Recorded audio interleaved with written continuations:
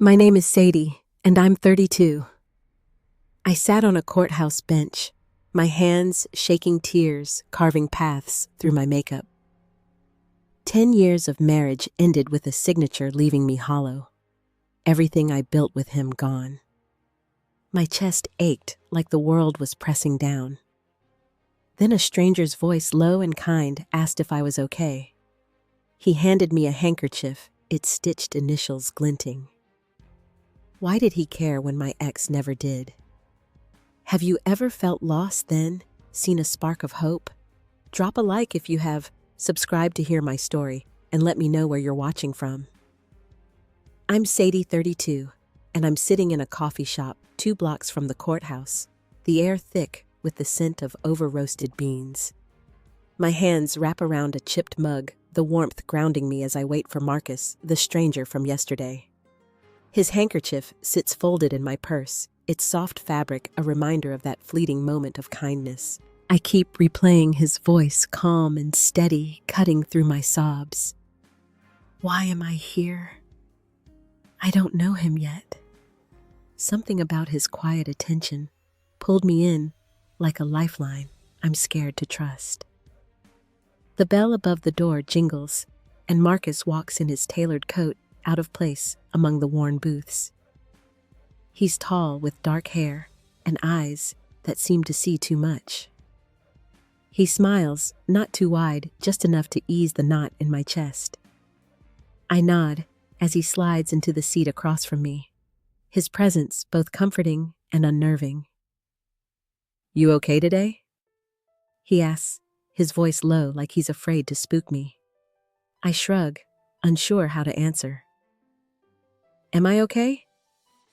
My marriage is over, my bank account's empty, and I'm sitting with a man I met yesterday. No, I'm not okay, but I don't say that. I'm managing, I mumble, sipping my coffee to avoid his gaze. It's bitter, like the truth I've been dodging. Marcus leans forward, elbows on the table, and waits like he's got all day. I don't know why, but I start talking. It spills out the years with Nathan, how he promised forever, then bled our savings dry before walking out. I tell him about the late nights I spent checking our accounts, watching the numbers dwindle, and Nathan's lies about where the money went. My voice cracks when I admit I believed him every time. That's rough. Marcus says, his tone even not pitying, which I appreciate. He stirs his black coffee, the spoon clinking softly. I've seen guys like that. They take until there's nothing left. His words hit hard, but they don't feel like judgment, more like he's been close to this kind of pain before. What do you do? I ask, trying to shift the focus. He hesitates just a second before saying, I'm in business. Investments mostly. It's vague, and I catch the way his eyes flick to the window like he's dodging something. My stomach twists. Nathan was vague too, always had an answer that sounded right, but wasn't. I pushed the thought down. Marcus isn't Nathan. He's just a guy who saw me crying and cared enough to stop. My phone buzzes on the table, Clara's name flashing. I ignore it, but the screen lights up again, her text glaring. Where are you? Don't do anything stupid with some random guy. I sigh, my sister's voice echoing in my head. Clara's always been the cautious one ever since her own heart got shattered by a guy who vanished after a year of promises. I get why she's worried, but her words sting like she thinks I'm too broken to make good choices. You sure you're okay? Marcus asks again, noticing my frown. I force a smile, tucking my phone away. Yeah, just family stuff. He nods like he understands but doesn't push. We talk more about nothing heavy, just the city, the weather, the way the coffee. Here's always too strong. It feels normal almost, and I realize I'm laughing a small sound I haven't heard from myself in months. But then he says something that catches me off guard. I've been to that courthouse before, he says casual like it's no big deal. Watched a friend go through something similar. My breath hitches. Similar how I ask, my voice sharper than I mean. He shrugs, just a divorce that got messy. I don't know why, but it feels like there's more he's not saying. My fingers tighten around my mug, the warmth suddenly too much. I glance at the clock. It's been an hour, and I'm still not sure why I'm here or what Marcus wants. He's kind attentive, but there's an edge to him, a smoothness that makes me wonder. Nathan was smooth too at first. I stand, muttering something about needing to get home. Marcus doesn't stop me, just hands me his card, plain white with only his name and number. "Call if you need to talk," he says, and I nod, slipping it into my purse next to the handkerchief. Outside, the air is crisp, and I walk fast, my boots clicking on the sidewalk. Clara's text burns in my mind, and now Marcus's vague answers churn alongside it. I wanted to feel seen, but now I'm wondering if I've walked into something I don't understand. My phone buzzes again, another text from Clara, and I know she's right to worry. I'm not sure I trust Marcus or myself anymore. I'm Sadie, 32, and I'm back in my apartment, the silence heavy as I slump onto the couch. Boxes line the walls, half-packed relics of a life with Nathan that I can't bring myself to sort through. My phone sits on the coffee table. Clara's texts unanswered, her warnings about Marcus looping in my head. I pull his card from my purse, tracing the embossed letters of his name. Investments, he said. But what kind? The question gnaws at me, a splinter I can't ignore. I grab my laptop, the screens glow harsh in the dim room. I type Marcus's name into the search bar, my fingers hesitating before hitting enter. A few articles pop up calling him a self-made entrepreneur, a rising star in tech investments.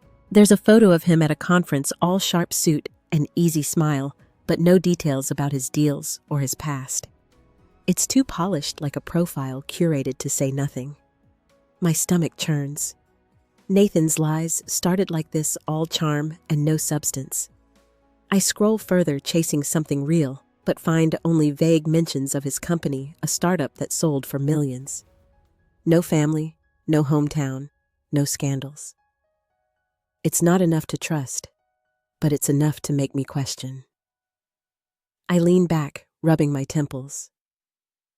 Why did I let him in so easily? His handkerchief, his quiet listening.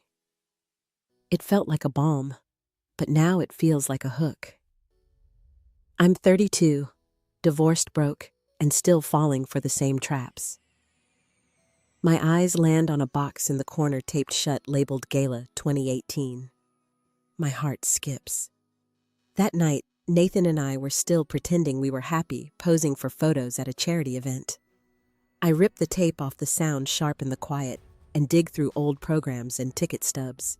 There's a photo creased at the edges of me in a navy dress, Nathan's arm around me. But in the background, blurred but unmistakable, is a man who looks like Marcus. His head turned toward me. I freeze, my breath shallow. It's him, isn't it? Same build, same dark hair. My mind races. He said he'd been to the courthouse before, seen a friend's divorce. But was he there years ago, watching me? The thought sends a shiver down my spine. I shove the photo back into the box, my hands trembling. I'm being paranoid, I tell myself. It's just a coincidence. But the seed of doubt is planted, and it's growing fast. The doorbell buzzes, and I jump, my heart pounding. It's Clara, her face tight with worry as I let her in. You didn't answer my texts, she says, her voice sharp, but her eyes soft. I called 3 times, Sadie. What's going on? I don't want to fight, but her tone sets me off. I'm fine, I snap, crossing my arms. I don't need you policing me. She steps closer, her purse clutched tight. I'm not policing, she says. I'm scared for you. You're meeting strange men, ignoring me after everything Nathan did. Her words hit like a slap. I turn away, staring at the boxes, the mess of my life. You don't get it, I say, my voice low. I needed someone to listen, and Marcus did. Unlike you. Clara flinches, and I regret it instantly, but I'm too raw to back down. She sighs, sitting on the arm of the couch. I saw Nathan today, she says, her voice barely above a whisper. I went to his office, thought I could talk him into giving your money back. My jaw drops. You what? I ask, my voice rising. She looks down, twisting her ring. He laughed. Sadie, said you'd never see a dime. The room spins. Clara, my sister, the one person I thought I could count on, went behind my back to Nathan. I feel sick, betrayed all over again. Why didn't you tell me? I ask, my throat tight. She meets my eyes, tears brimming. I didn't want you to hurt more, she says. But I messed up. I should have told you. I want to scream, to throw something, but I just stand there, my anger mixing with grief. Clara's trying to help, but it feels like she's siding with him, keeping secrets like he did. And Marcus, with his vague answers, and that photo feels like another lie waiting to unravel. I'm surrounded by people I can't trust, and the worst part is, I'm not sure I trust myself anymore. I sink onto the couch, my head in my hands, as Clara watches silent. The weight of it all is crushing, and I know it's only going to get heavier. I'm Sadie, 32, and I'm walking through a park near my apartment, the crunch of fallen leaves under my boots louder than my thoughts. It's been 2 days since I found that gala photo, Marcus's face lurking in the background, and I can't shake the unease. Clara's confession about meeting Nathan still burns a fresh wound on top of everything else. I agreed to meet Marcus here against every instinct because I need answers. If he's playing me, I'm done being the fool. The air is sharp, October's chill settling in, and I spot Marcus on a bench by the pond, his coat draped over one arm. He stands as I approach, his expression careful, like he's reading me before I speak. I don't sit. I cross my arms, my purse heavy with that photo I brought just in case. Thanks for coming, he says, his voice steady but softer than at the coffee shop. I nod, my jaw tight.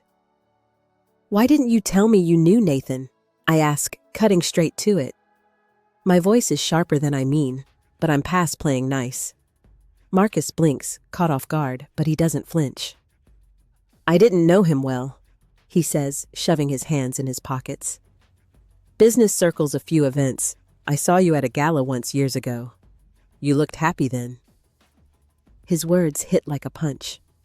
Happy. I was faking it that night, smiling for photos while Nathan whispered promises he'd never keep. You saw me? I ask, my voice rising. And you didn't think to mention it? Marcus shifts, glancing at the pond where ducks glide in lazy circles. I didn't want to scare you, he says. You were a mess at the courthouse. I just wanted to help. Help?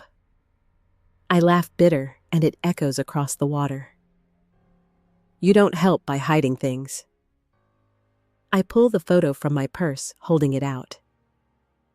Is this you? I ask, pointing to the blurred figure behind me and Nathan.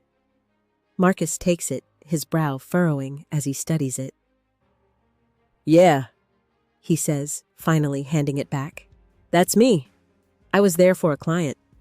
Didn't know you then. Sadie just saw you from across the room. I want to believe him, but my gut screams otherwise. Nathan hid things too. Bank accounts, late-night calls, whole pieces of himself. I stuff the photo back in my purse, my hands shaking. Why approach me now? I ask, my voice low, almost a growl. Out of all the people crying outside courthouses, why me? Marcus meets my eyes, and for the first time, he looks raw, unguarded. My sister, he says, his voice catching. She went through a divorce like yours. It broke her. I saw you, and it felt like seeing her again. His words stop me cold. I want to ask more about his sister, about what happened, but my phone buzzes in my pocket, breaking the moment. It's Clara, and I silence it, but the distraction pulls me back to her betrayal. I'm sorry about your sister, I say softer now, but you should have told me you knew Nathan. I turn to leave, my boots sinking into the damp grass, but Marcus calls after me. Sadie, wait, he says. I'm not him. I'm not trying to hurt you. I keep walking, my heart pounding. His story about his sister tugs at me, but it's not enough to erase the doubt. I'm halfway to the park exit when my phone rings again. It's Clara, and this time I answer, my voice clipped. What? I snap. She's crying, her words tumbling out. I went to Nathan's office again, she says. He offered to settle, Sadie, but only if you drop the lawsuit. I told him no, but he said you'll lose everything if you fight. My knees buckle, and I lean against a tree, the bark rough against my palm. Clara. I hiss. Why are you still talking to him? She sobs. I was trying to fix it. I didn't want you to hurt more. I hang up, my vision blurring. Nathan's playing games, Clara's keeping secrets, and Marcus's half-truths are piling up. I'm drowning in their lies, and the anger boiling inside me is ready to spill over. I'm Sadie, 32, and I'm sitting at my desk in the marketing firm, the hum of fluorescent lights drilling into my skull. My computer screen blurs as Nathan's latest email stares back at me, his words cold and precise. Sign over the car, or I'll drag you through court until you're broke. My fingers hover over the keyboard, but I can't type. My throat tightens, and I feel the weight of Clara's call from the park, her voice trembling as she described Nathan's offer. Everyone's turning against me, and I'm suffocating. I push back from my desk, my chair scraping the floor, and head to the bathroom, my heels clicking too loudly in the quiet hallway. The fluorescent lights in here are harsher, casting shadows under my eyes as I grip the sink. My reflection looks like a stranger, pale and hollow, the woman who used to laugh with Nathan at dinner parties gone.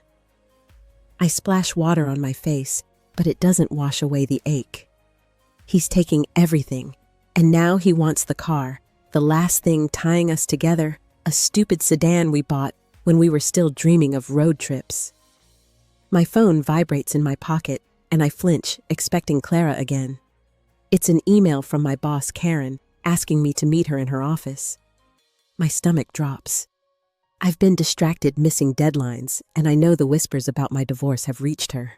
I dry my hands, the paper towel rough against my skin, and head back to my desk, but not before catching Lila's voice from the break room. She's unstable, Lila says, her tone sharp.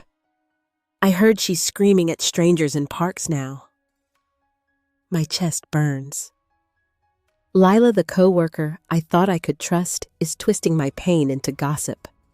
I want to barge in to yell that she doesn't know me, but my legs feel like lead.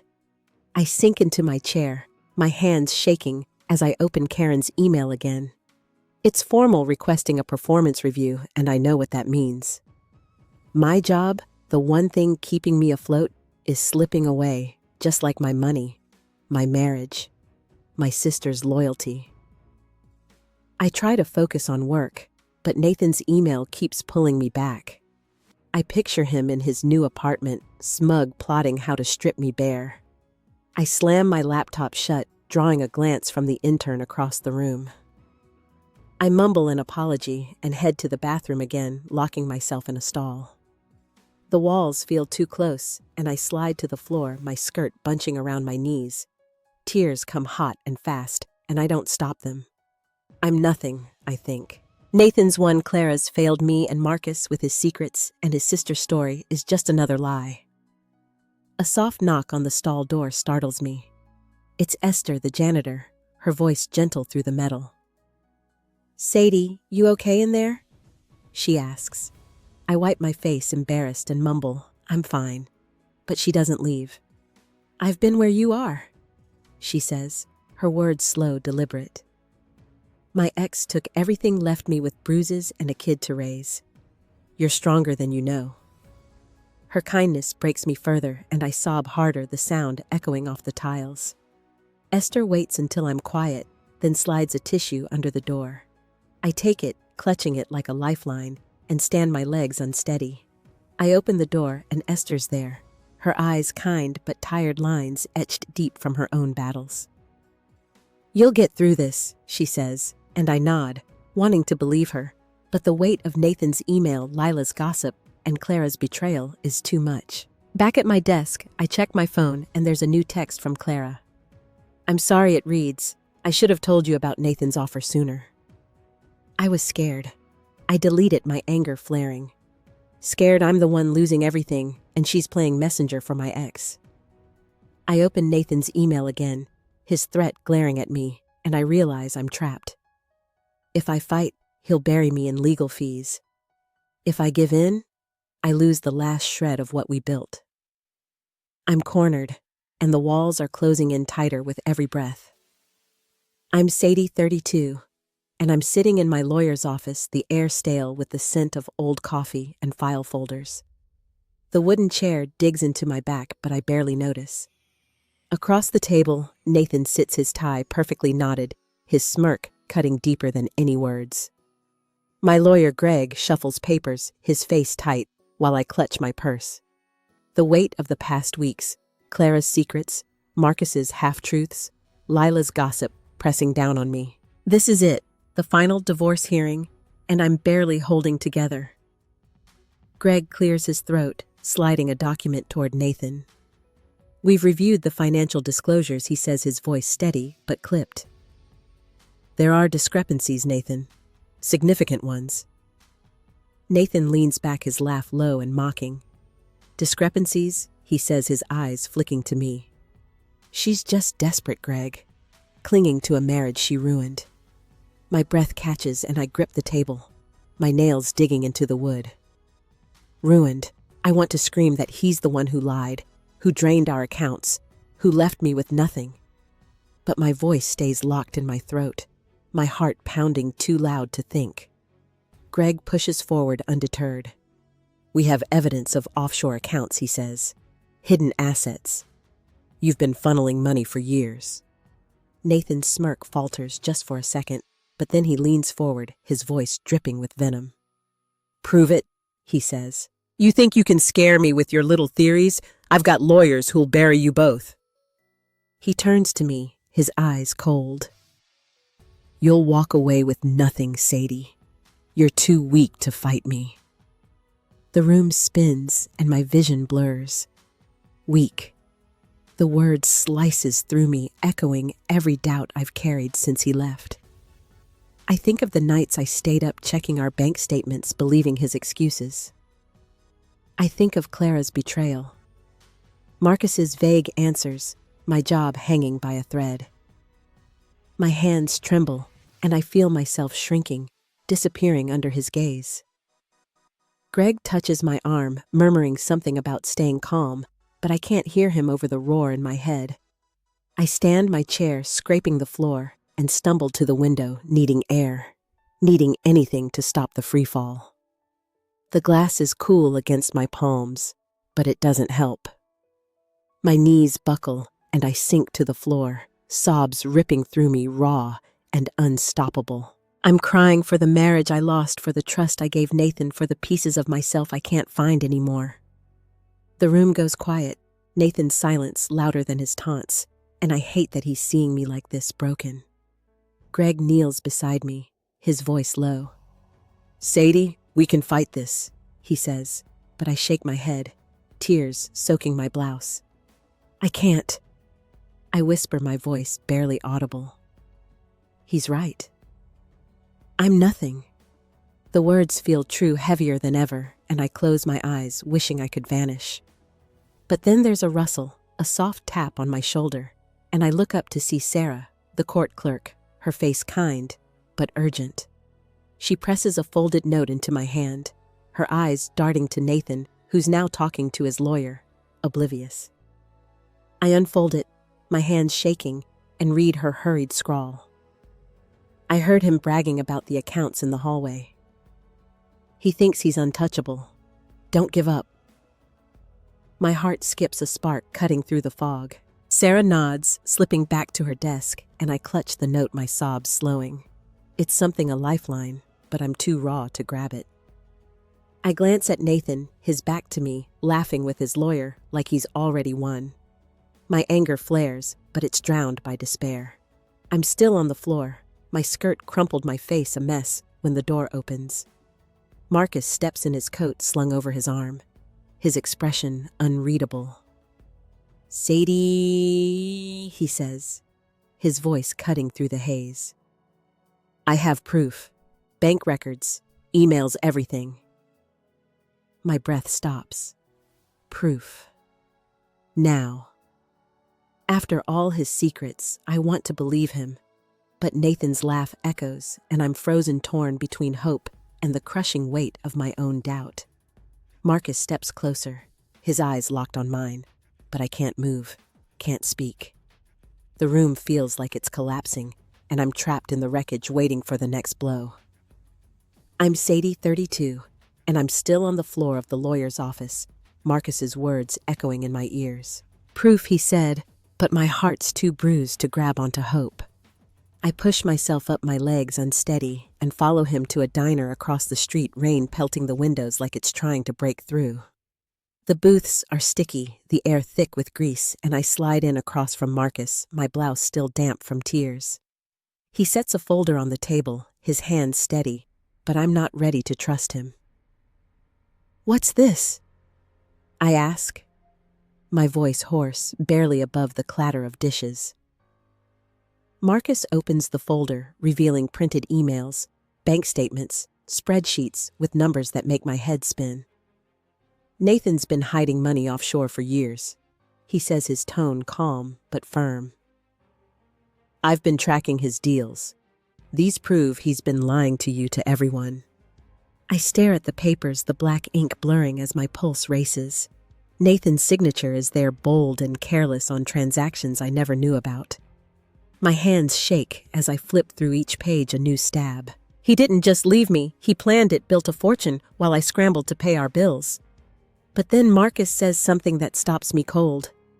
"I saw you at that gala, Sadie," he says, his eyes soft, almost pleading. "You were radiant even with him. I've thought about you ever since." My breath catches and I shove the folder away, the papers scattering. "You what?" I ask, my voice rising, drawing stares from a waitress wiping down the counter. "You've been thinking about me for years. That's why you're here." I laugh, sharp and bitter, the sound scraping my throat. "So this isn't about helping me. It's about some fantasy you've built in your head." Marcus leans back, his jaw tight, but he doesn't look away. "It's not like that," he says, but I cut him off, my anger spilling over. "You knew Nathan knew me, and you waited until I was broken to swoop in? I'm shouting now!"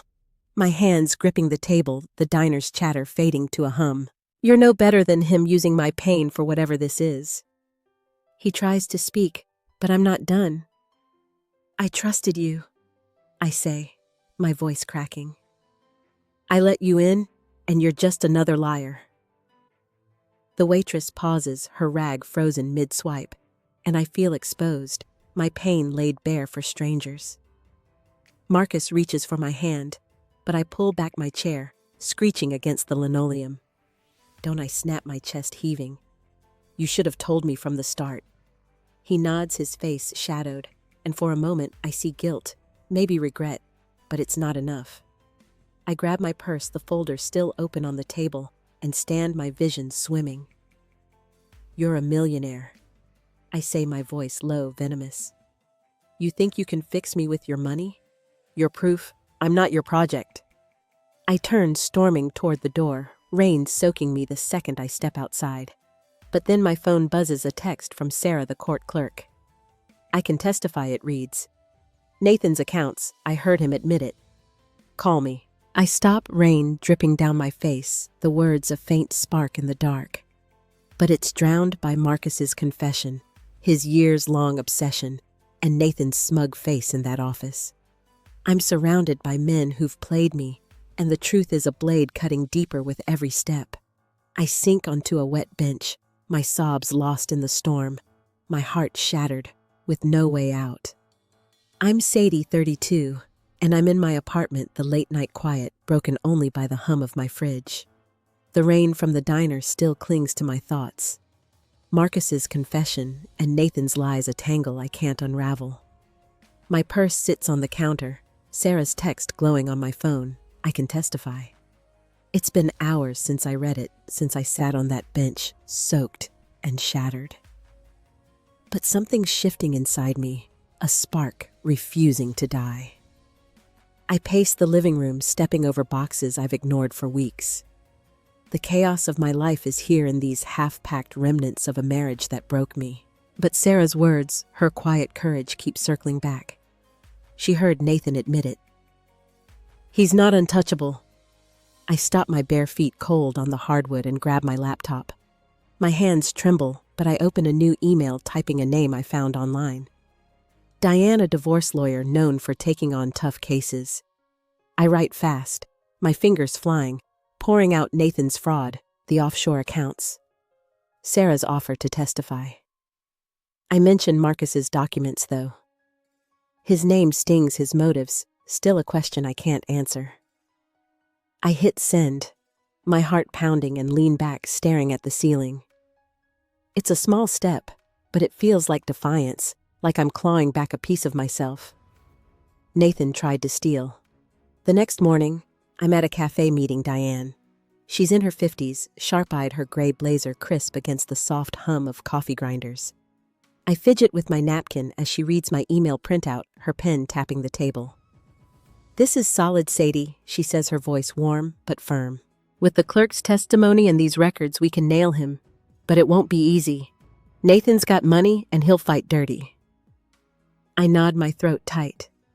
I know I say my voice steadier than I expect, but I'm done letting him win. Diane smiles, just a flicker, and slides a retainer agreement across the table. I sign it, my hand steady, the pen's weight grounding me. It's real now. I'm fighting not just for money, but for the woman I was before Nathan's lies chipped her away. Diane leans forward, her eyes softening. "I went through a divorce like this," she says, her voice low. "My ex hid assets, thought he'd leave me with nothing. I fought, and I won. You will too." Her words hit deep, a reminder I'm not alone. I think of Esther, the janitor, her tissue under the bathroom stall door, her quiet strength. I'm not just fighting for me, I realize. I'm fighting for them, for every woman Nathan's type tries to crush. Back home, I call Marcus, my pulse racing, as the line rings. "I need those documents," I say when he answers, my tone clipped, no room for his charm. There's a pause, then his voice careful. "I'll get them to your lawyer," he says. "Sadie, I'm sorry about the diner. I didn't mean I cut him off. Just the documents, Marcus." I hang up, my chest tight, but I feel a surge of control, like I'm finally steering my own story. My phone lights up with a text from Clara, her words hesitant. "Can we talk? I'm so sorry." I stare at it, my anger still raw from her secret meetings with Nathan. I want to ignore her, to keep this fire in me burning alone, but I know I need her, need someone in my corner. I don't reply, not yet, but I slip the phone into my pocket, a decision for later. I walk to my window, the city lights blinking below, and feel a quiet resolve building. Nathan's face, his smirk, still haunts me, but I'm not that woman on the courthouse floor anymore. I'm moving, choosing fighting, and it's terrifying, but it's mine. I'm not done, not yet, and the strength rising in me is something Nathan can't touch. I'm Sadie, 32, and I'm in a courthouse prep room, the air thick with the scent of polished wood and stale air conditioning. Diane sits across from me, her laptop open, Marcus's documents spread out like a map of Nathan's lies. My hands are steady now, folded on the table, but my heart races as I watch Diane highlight key emails, her pen moving with precision. This is it, the deposition, my first real strike against Nathan, and I'm ready, or at least I'm telling myself I am. Marcus is here too, sitting quietly in the corner, his presence a weight I'm still navigating. He delivered the documents to Diane yesterday. No questions, no apologies. Just a nod when I thanked him. I don't know what he wants, but right now, I need his evidence more than I need his truth. Diane looks up, her eyes sharp. "You're sure about this, Sadie?" she asks.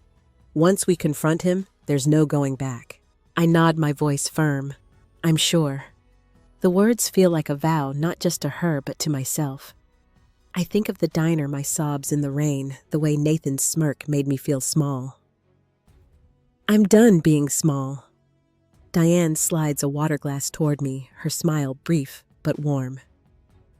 Good, she says. Let's make him sweat.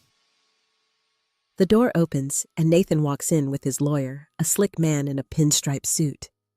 Nathan's eyes lock on mine, his expression cool, but I see the flicker of surprise when he notices the stack of papers. He sits adjusting his cufflinks, and I feel a surge of something new. Not anger, but power.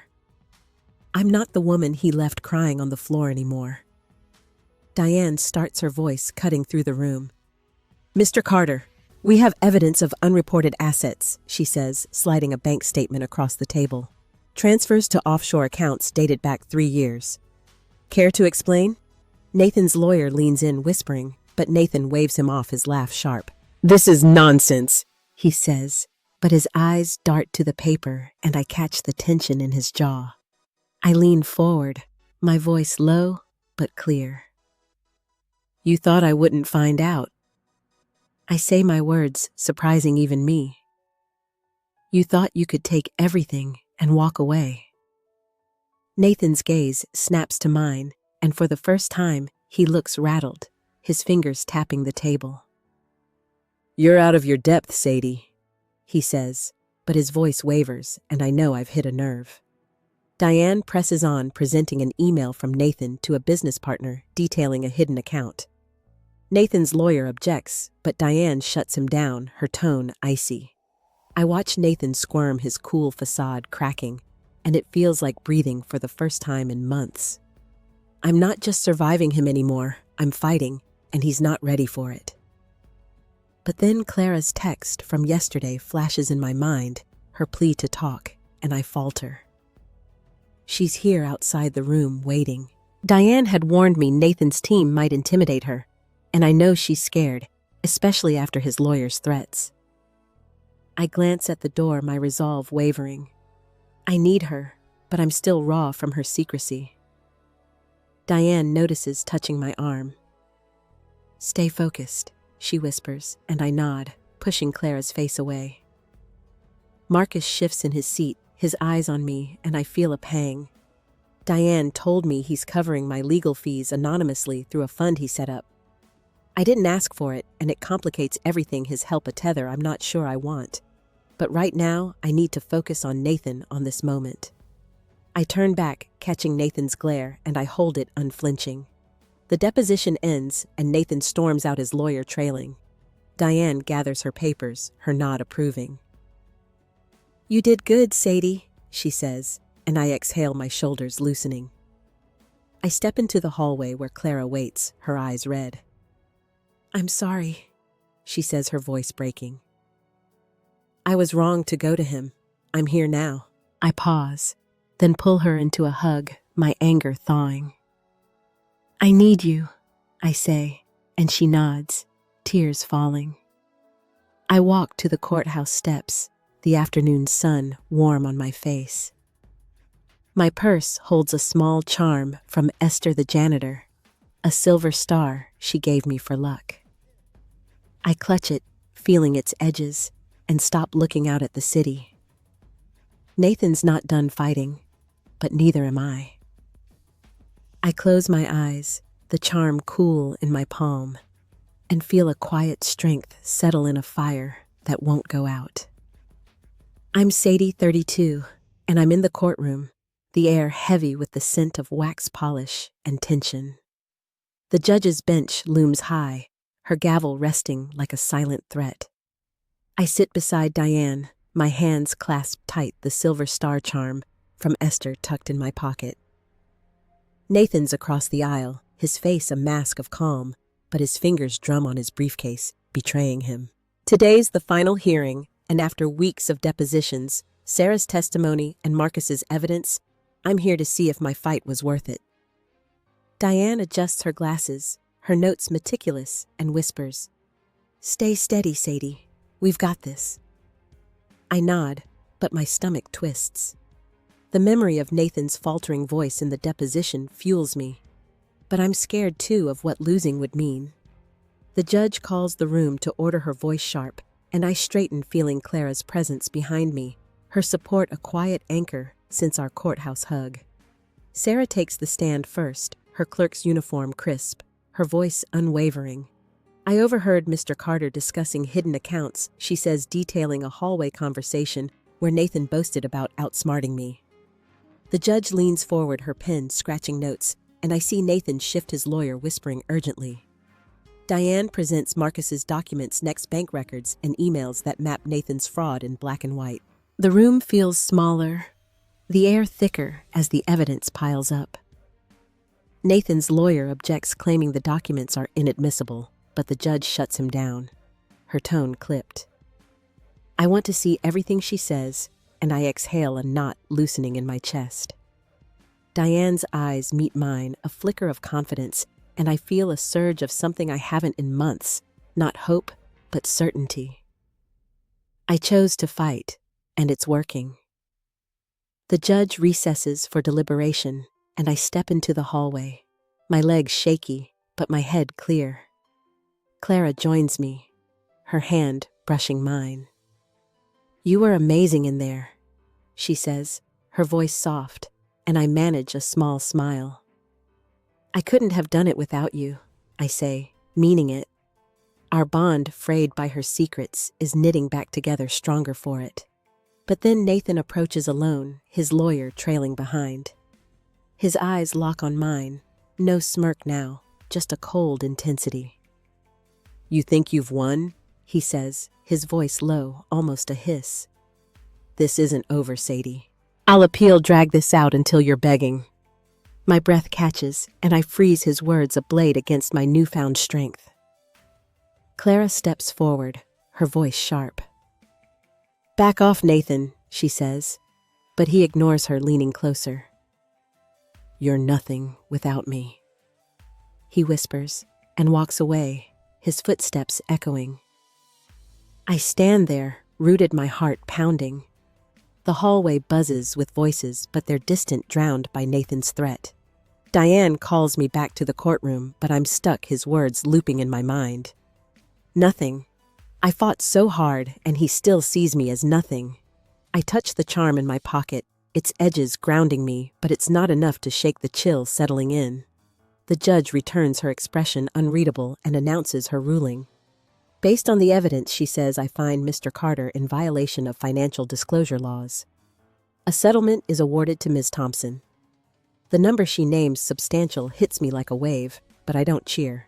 Nathan's face is stone, his eyes burning into me, and I feel no triumph, only a hollow ache. I won, but his words linger, a poison I can't purge. Outside, Marcus waits, his coat folded over his arm.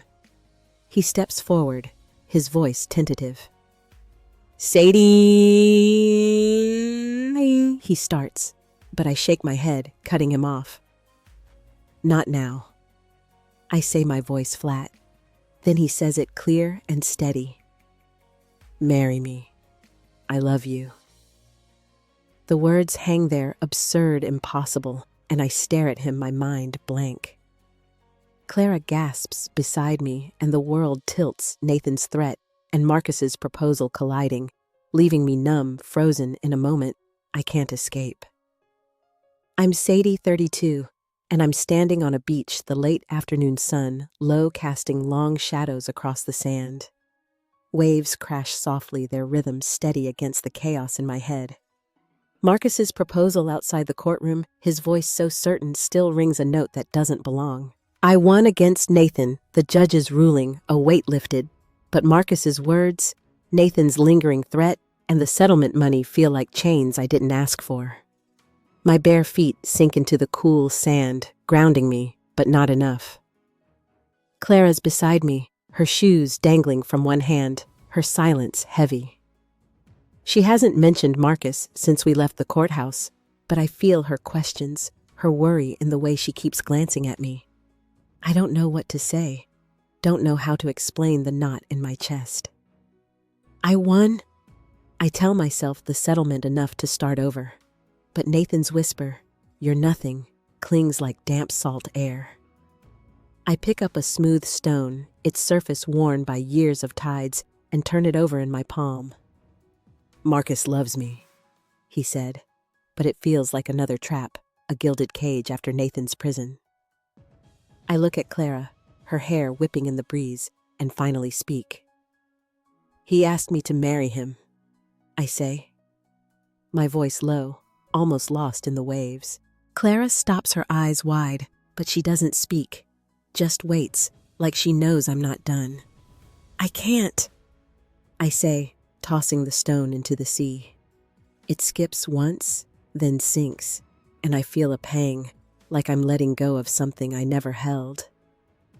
He's not Nathan, but he's not safe either. His money, his secrets, it's too much. Clara nods her hand, brushing my arm, and I see relief in her eyes, but also something else. A shadow of her own past, the man who broke her and left her cautious. We walk on the sand, shifting under us, and I think of Lila, my coworker, who texted me this morning. She apologized for the gossip, admitted she envied my resilience, and we've been talking tentative but real. I didn't expect that her regret her outreach, but it's a small light in the dark. I tell Clara about it, my voice steadier now, and she smiles, a real one, the kind we used to share before Nathan's lies tore us apart. But then I stop my eyes on the horizon, where the sky meets the water in a thin, unbroken line. I pull a small vial from my pocket, filled with the ashes of my old wedding vows. Words I wrote to Nathan when I believed in forever. I uncap it, letting the wind carry the dust away. Gray flecks vanishing into the sea. It's closure, I think. But it doesn't feel like freedom, not yet. Marcus texts as we head back to the car, his message simple. "I respect your choice. Let's be friends." I don't reply, but I slip the phone into my pocket. His words a weight I'm not ready to carry. Clara drives us home, the radio off, and I stare out the window, the city blurring past. The settlement is mine. Nathan's defeated, but his voice still echoes, and Marcus's proposal lingers, a question I didn't want.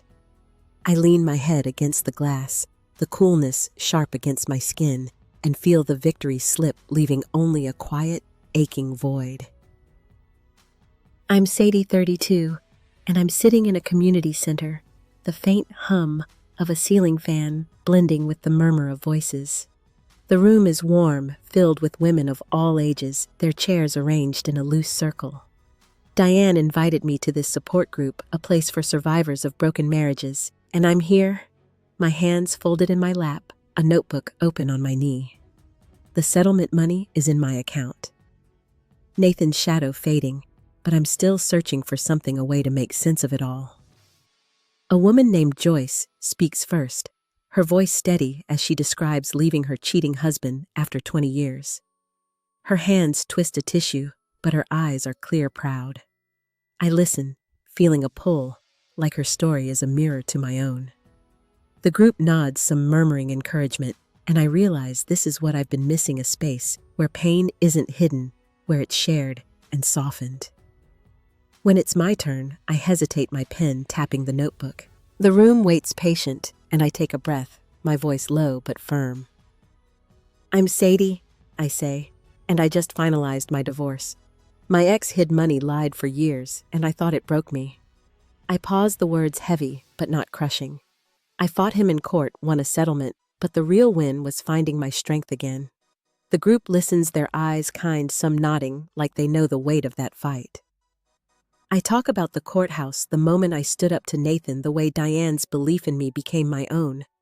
I don't mention Marcus's proposal, but I touch on his role, how his evidence helped, even if his motives blurred the line. My voice steadies as I speak, each word peeling back a layer of shame, replacing it with something lighter. A woman across the circle, Tara, leans forward, her braids swinging. She's younger, maybe 25, her face soft, but marked by worry. "That's incredible, Sadie," she says, her voice trembling. "I'm trying to leave my boyfriend. He's not like your ex, but he controls everything. Hearing you makes me think I can do it." Her words hit me a quiet jolt, and I nod my throat tight. "You can?" I say, and I mean it, feeling her courage echo mine. The group claps when I finish a soft sound that warms the room, and I sit back, my shoulders loosening. Diane, moderating from the side, gives me a small smile, her eyes saying she's proud. I write Tara's name in my notebook, a reminder that my story isn't just mine anymore.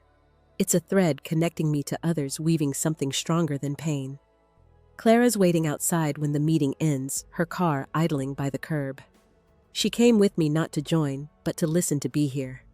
I slide into the passenger seat, the leather cool against my legs, and she glances over.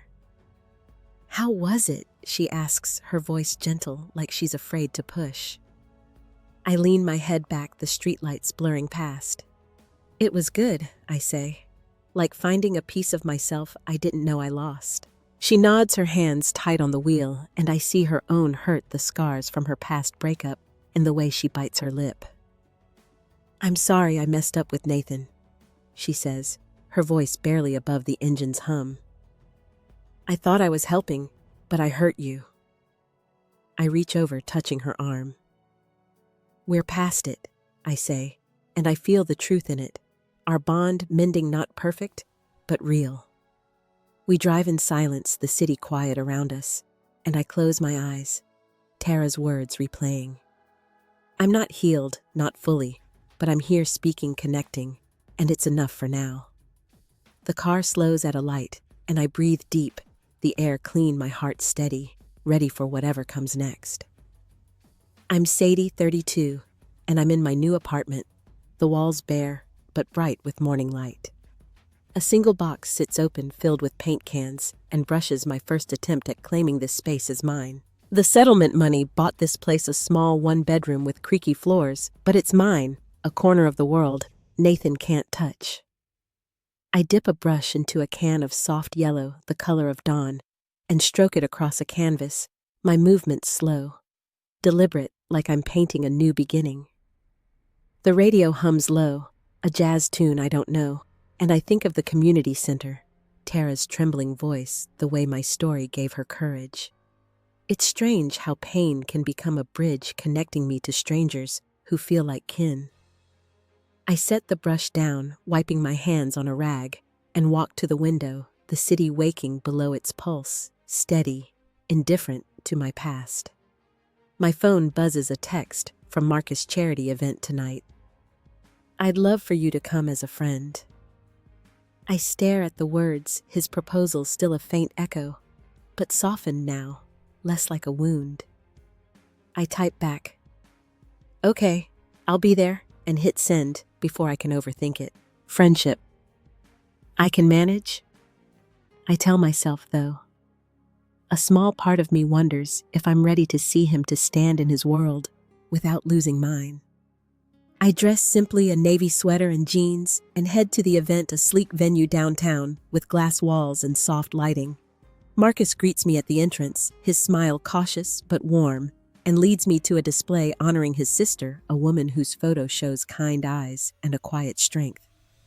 "This foundation was her dream," he says, his voice low, "helping women rebuild after loss." I nod, my throat tight, seeing the thread between us, not love, but shared scars. I mingle, sipping water, listening to stories of women the foundation has lifted, and I feel small, but not insignificant, like a single note in a larger song. I pull out my checkbook, writing a donation from my settlement, not a fortune, but enough to matter. Marcus watches, his eyes soft, and I know he understands, not as a savior, but as someone who's lost too. Lila texts as I leave, offering a promotion at work, a chance to lead a new project, but it means moving to Chicago. I slip the phone back into my purse, the decision heavy, but not urgent. I'm not running anymore, not from choices or myself. I walk home, the night air crisp, and find Esther waiting at my building, a loaf of homemade bread in her hands, her smile warm. We sit in my kitchen, the bread's crust breaking under my knife, and talk about nothing. The weather, her grandson's drawings, the way spring always comes. Her presence is a gift unasked for, unearned, and I feel my heart settle, the jagged edges smoothing. I don't need to be whole yet, just here, cutting bread, listening, living. I walk Esther to the door, her steps slow but sure, and as she leaves, I stand in the hallway, the quiet wrapping around me. The canvas waits, half painted, a sunrise taking shape. I don't know what Chicago holds, or what Marcus and I will be, but I'm not afraid of the questions. I close the door, my breath slow, and feel the stillness, not empty, but full, a space where I can grow. I'm Sadie, 32, and I'm sitting in a small coffee shop, the kind with mismatched chairs and a chalkboard menu. A year has passed since the courthouse, since Nathan's lies unraveled, and Marcus's unexpected proposal shook me. My journal lies open, my pen, scratching out thoughts, a habit I've picked up to make sense of the days. The air smells of cinnamon and roasted beans, and I'm alone, but it's a quiet. I've grown to love a space where I'm enough. The shop's windows frame the street where people hurry past, their lives a blur. I sip my latte, the foam clinging to my lip, and think about the woman I was, crumpled on that courthouse bench, mascara stained and lost. That Sadie felt like a ghost hollowed out by Nathan's betrayal, Clara's mistakes, and Marcus's complicated kindness. Now I'm here. My nails chipped from painting my apartment, my laughter easier, my heart lighter.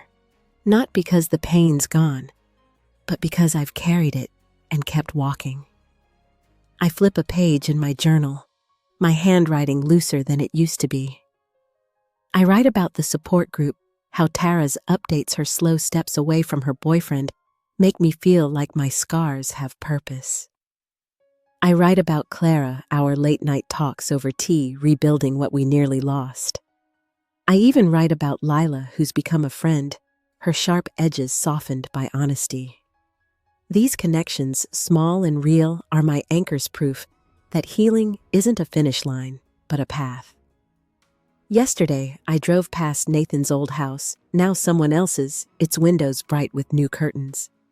I slowed, expecting anger, but felt only a soft ache, like pressing a bruise that's nearly faded. I didn't stop, just kept driving, the radio playing a song I didn't know. That moment wasn't victory, not the loud kind, but it was mine, a quiet closing of a door I'd left ajar too long. My phone sits beside my journal, silent for once. Marcus and I text sometimes, brief, friendly, like distant cousins. He's in Seattle now, running his foundation, and I'm glad for him, but I don't need him to define me. I declined Lila's promotion, choosing to stay here where my roots are growing, not perfect, but mine.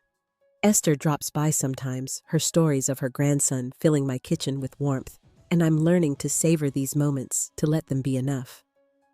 I lean back, the chair creaking, and watch a barista wipe down the counter, her movements steady, unhurried. I'm not fixed, not whole, but I'm here writing, breathing, choosing. The settlement money's in savings, a safety net, but it's not my security. That's in me, in the way I wake up and make coffee, in the way I smile at strangers, in the way I'm learning to trust my own voice. I close my journal, my fingers brushing the cover, and take a slow breath, the world soft around me, ready for whatever I write next. I'm Sadie, 32, and I'm walking through a quiet park, the late afternoon sun filtering through bare branches. My scarf, a soft gray knit I bought last week, brushes my chin, a small comfort against the November chill. The path curves past a frozen pond, its surface catching the light, and I stop, my boots crunching on gravel. I'm alone, but it's not lonely, just a moment to breathe, to feel the world without the weight of what was. I pull Marcus's handkerchief from my coat pocket, its fabric worn, but still soft. The monogrammed initials faded from months of carrying it. I've kept it not for him, but for what it meant that day outside the courthouse. A stranger's kindness when I was unraveling. I unfold it, tracing the stitches, and think about the woman I've become, not because of Nathan's cruelty or Marcus's offer, but despite them. I've learned to sit with my pain, to let it teach me without defining me. Yesterday, I started volunteering at a local shelter, sorting donations, listening to women whose stories echo mine. Their resilience, their small acts of courage remind me that healing isn't about erasing scars, but building around them. I think of Clara, how we've carved out Sunday mornings for breakfast, laughing over burnt toast, our trust rebuilt on honesty, not perfection. I think of Esther, her steady hands kneading dough, showing me that life goes on one small task at a time. I fold the handkerchief and slip it back into my pocket, my fingers brushing a folded letter I wrote to myself last night. It's not a vow or a list, just words to the Sadie who fell apart, thanking her for holding on. I don't need to read it. Its weight is enough a reminder that I'm my own anchor now. The pond glints, and I see my reflection faint but clear, a woman who's learned to stand without needing someone else's ground. The lesson isn't loud, but it's deep. Strength isn't about never breaking. It's about gathering the pieces and building something new, not perfect, but yours. Pain carves out space for growth and self-love. The quiet kind that doesn't shout is the root of it all. I've forgiven Nathan not for him, but for me to let go of the poison. I've forgiven Clara because love means seeing flaws and staying. And I've forgiven myself for believing I was less than I am. I start walking again, the gravel soft under my steps, and feel a stillness, not an end, but a beginning. The park fades behind me, but its calm stays a gift I carry forward. What moment made you realize your own strength? Share it in the comments. I'd love to hear your story. If this resonated, please subscribe, and share it with someone who might need it. Thank you for listening, for being here. Here's to healing, to finding light in the quiet moments, and to carrying on.